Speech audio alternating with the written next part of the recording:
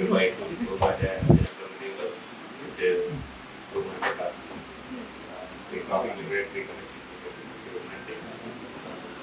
ഞാൻ ജോയിന്റ് ആയിട്ടുള്ള ഓഫീസറാണ്. എനിക്ക് പരിചയമില്ല.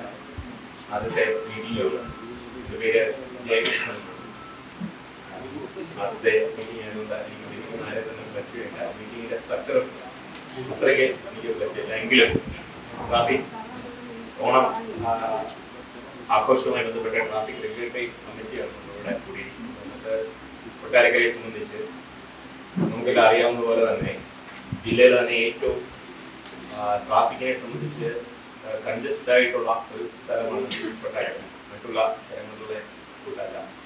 അതുകൊണ്ട് തന്നെ നിറയെ സജഷൻസ് പൊതുജനങ്ങൾക്ക്, വ്യാപാരികൾക്ക്, ഇവിടെ വരുന്ന ആൾക്കാർക്ക് ഒക്കെ തന്നെ ബുദ്ധിമുട്ടില്ലാതെ വ്യാപാരം നടക്കുകയും അതോടൊപ്പം പൊതുജനങ്ങൾക്ക് മിനിമം ബുദ്ധിമുട്ടുണ്ടാവുന്ന രീതിയിലും ഇതൊക്കെ ഒന്ന് അറേഞ്ച് ചെയ്തതായിട്ടുണ്ട്. ഇത് പോലീസും നഗരസഭയും വ്യാപാരികളും ജനപ്രതിനിധികളും എല്ലാം ചേർന്ന് തീരുമാനങ്ങൾ എടുത്താൽ മാത്രമേ അത് നടക്കുകയുള്ളൂ. അതിന്റെ തീരുമാനങ്ങളും ഒക്കെ സംസാരിക്കുന്നതിനാണ്, തീരുമാനങ്ങൾ എടുക്കുന്നതിന് വേണ്ടിയാണ് ഈ മീറ്റിംഗ്. ഇപ്പൊ അവധി ദിവസങ്ങളിലും ട്രാഫിക് തടസ്സം കൊട്ടാരക്കര പട്ടണത്തിൽ നിത്യേന കാഴ്ചയായി മാറിയിരിക്കുകയാണ്. ഇത് പരിഹരിക്കുന്നതിന് ആവശ്യമായ ഒരു ഇടപെടൽ നിശ്ചയമായി നടത്തേണ്ടതുണ്ട്. അതിന് ഓണം കൂടി വരാൻ വേണ്ടി പോവുകയാണ്. അത് നിലവിലുള്ള നമുക്കറിയാം, നമ്മുടെ ടൗണിന്റെ പരിമിതി എല്ലാവർക്കും അറിയാതെ അതിന്റെ വിശദാംശം ചിലപ്പോൾ ചർച്ചകൾക്ക് വേണ്ടി കാര്യമില്ല. എല്ലാ ട്രാഫിക് അവലോകന സമിതി യോഗങ്ങളുടെ പ്രസംഗത്തിൽ പ്രസക്തിയില്ല. നടപ്പിലാക്കേണ്ട കാര്യങ്ങൾ ആലോചിച്ച് നടപ്പിലാക്കാൻ ആവശ്യമായി നിർദ്ദേശങ്ങൾ സ്വീകരിച്ചുകൊണ്ട് ചെയ്യാന്നുള്ളതാണ്. അതിനകത്ത് കഴിഞ്ഞ കമ്മിറ്റിക്ക് എല്ലാം പരിപൂർണമായി എല്ലാ വിഭാഗം ആളുകളുടെയും ഈ ട്രാഫിക് അവലോകന സമിതി യോഗത്തിൽ കൊട്ടാരക്കര പട്ടണത്തിലെ എല്ലാ വിഭാഗം ആളുകളുടെയും പ്രാതിനിധ്യമുണ്ട്. എല്ലാ വിഭാഗം ആളുകളുടെയും പങ്കാളിത്തവും പ്രാതിനിധ്യം ഉറപ്പാക്കിക്കൊണ്ട് എടുത്ത തീരുമാനങ്ങൾ നടപ്പിലാക്കുന്ന കാര്യത്തിൽ ആണ് പോരായ്മ വന്നിരിക്കുന്നത്. ആ പോരായ്മ നിശ്ചയമായി നികത്തി പോകേണ്ടതുണ്ട്. അതുകൊണ്ടാണ് ബഹുമാനപ്പെട്ട മന്ത്രി അടക്കം ആലോചിച്ചുകൊണ്ട്, എസ് പി അടക്കം ആലോചിച്ചുകൊണ്ട് യോഗം നടത്താൻ വേണ്ടി തീരുമാനിച്ചത്.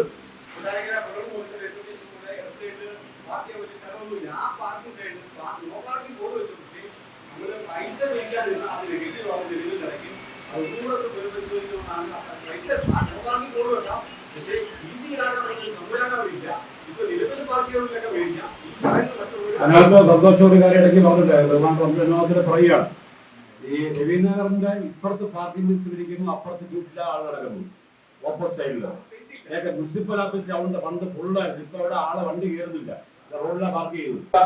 കഴിഞ്ഞ വർഷം പാർക്കിംഗ് കൊടുത്തതും ഇല്ലാത്ത സാഹചര്യങ്ങളിൽ ഒഴിവാക്കി.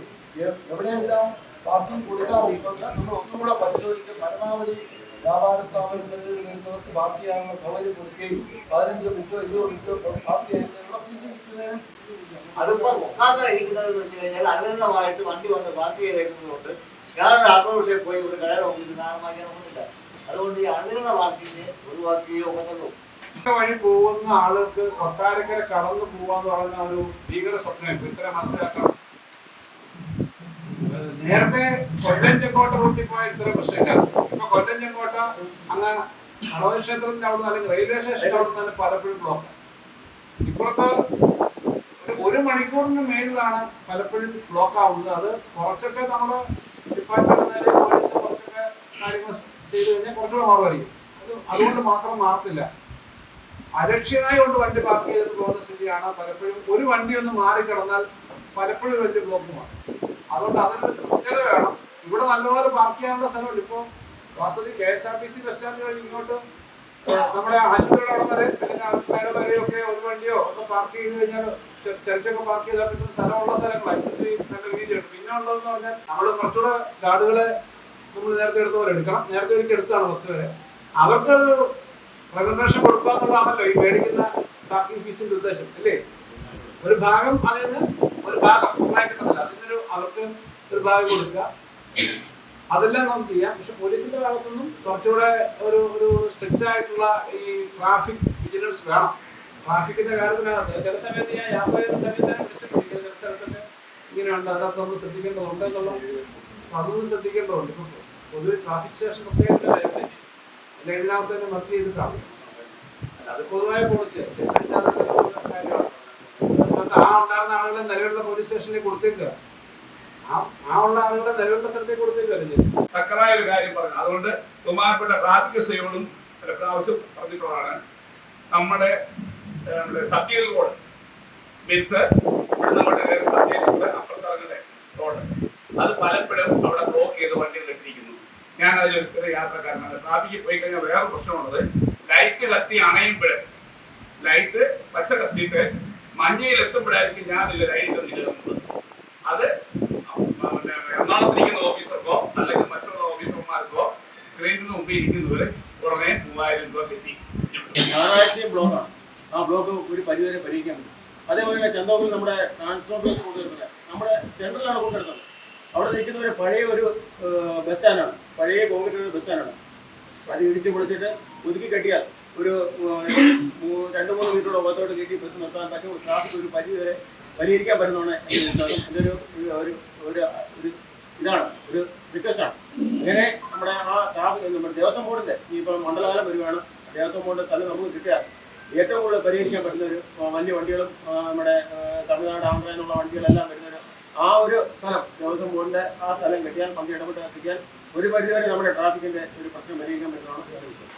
ഒരു കടയിലും ഒരു വണ്ടി നിർത്തി സാധനം വാങ്ങിക്കുമ്പോൾ 2-3 വണ്ടി അടുത്തടുത്ത് വന്ന് നിർത്തുമ്പോൾ ബുദ്ധിമുട്ട് വരുന്നത്. ഒരു വണ്ടിയാണെങ്കിൽ കുഴപ്പമില്ല, പക്ഷേ അടുത്തടുത്ത് 2-3 ക്യൂ ആയിട്ട് വന്ന് നിർത്തി വരുമ്പോൾ ബ്ലോക്ക് ആവുന്നു. പ്രത്യേകിച്ച് നമ്മുടെ ചന്തമുള്ള പോലീസിനുള്ള ഭാഗം. അപ്പൊ അങ്ങനെ വരുമ്പോഴാണ് നമുക്ക് പെറ്റിക്കേസ് കൊടുക്കേണ്ടി വരുന്നത്. ഒരു വണ്ടി കൊണ്ടുപോയാൽ പെറ്റിക്കേസ് കൊടുക്കത്തില്ല. അതായത് 100% ഉറപ്പ് വരാം. മുഴുവൻ ആളുകൾ അപ്പൊ അങ്ങോട്ട് രമേശന്റെ വീട്ടിലോട്ട് ആ ഭാഗത്തോട്ട് പോകാനേ പറ്റത്തില്ല വണ്ടിക്കൊന്നും. അത് ഈ ശനിയും ഞായറും 1-ാം തീയതി പോലീസ് അല്ലാതെ ആര് വന്നാലും നമ്മുടെയൊക്കെ ഓഫീസിന് മുമ്പിലെല്ലാം ഫുള്ള് വണ്ടി കൊണ്ട് വെച്ചാൽ പോലീസ് നിർത്തി സംവിധാനം മാറ്റിയില്ലെങ്കിൽ നമ്മൾ ഈ ട്രാഫിക് വാർഡിന് വേണ്ടുന്ന സഹായങ്ങളൊക്കെ നമ്മൾ ചെയ്യാം. ഞാൻ മുമ്പ് പറഞ്ഞത് ഇതുപോലെ കഴിഞ്ഞ പ്രാവശ്യം ട്രാഫിക് കമ്മിറ്റിയിൽ നമ്മൾ കൂടി തീരുമാനിച്ചത് ഇവിടെ ജനങ്ങളുടെ വലിയ നെഗറ്റീവ് ഉണ്ടായി. നമ്മൾ ചെറിയ പാർക്കിംഗ് ഏരിയയിൽ പൈസ മേടിക്കുമ്പോൾ അത് പാർക്കിംഗ് സ്ഥലം ഇല്ലാത്തത് ഒരു കാരണമുണ്ട്. അവരെ തന്നെ വാർഡിനെ നിർത്തിയിട്ട് നമുക്ക് 15 മിനിറ്റ് അത് പാർക്ക് ചെയ്ത് പോകാമെന്ന് പറയാനല്ലാതെ ബാക്കി പാർക്കിംഗ് ഏരിയ കണ്ടുപിടിച്ച് പരമാവധി പാർക്കിംഗ് വെക്കുന്നതായിരിക്കും. അല്ലെങ്കിൽ നഗരസഭയ്ക്ക് ബാക്കിയുള്ള സംവിധാനത്തിന് ചിലപ്പോൾ ഒരു ചെറിയ നാണക്കേട് വരുന്നുണ്ട്. ഞാൻ പറഞ്ഞത് ബാക്കി തീരുമാനം എല്ലാം അതിന് വേണ്ടി നടക്കും.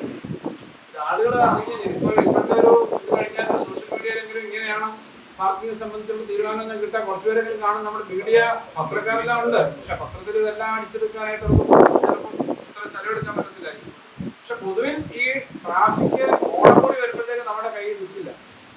കൊട്ടാരക്കരയിൽ നിന്ന് MC റോഡിൽ കൂടി തിരുവനന്തപുരത്ത് പോകുന്ന സമയത്തിന്റെ അടുത്ത സമയം എടുക്കുന്ന സ്ഥിതിയിലാണ് കൊല്ലത്തോട്ട് പോകുന്ന റൂട്ട്. കാരണം പഴയ റോഡാണ്, അവിടെ ഒരു കാരണവശാലും സ്ഥലം എടുക്കാൻ പറ്റാത്തൊരവസ്ഥയുണ്ട്. ഒരു സൈഡിൽ റെയിൽവേ മറുസൈഡിൽ NH കഴിഞ്ഞ ദിവസവും ഞാൻ യോഗം വിളിച്ചിരുന്നവരോ ഇവിടെ പരമൻ ജംഗ്ഷനിലെ ട്രാഫിക്കിന്റെ അവിടെ മറ്റ് മെയിൻ റോഡുകളിലെ അത് മുനിസിപ്പാലിറ്റിയുടെ ചെടിച്ചട്ടിയെല്ലാം വാങ്ങിച്ച് തയ്യാറാക്കി വെച്ചിരിക്കുകയാണ്.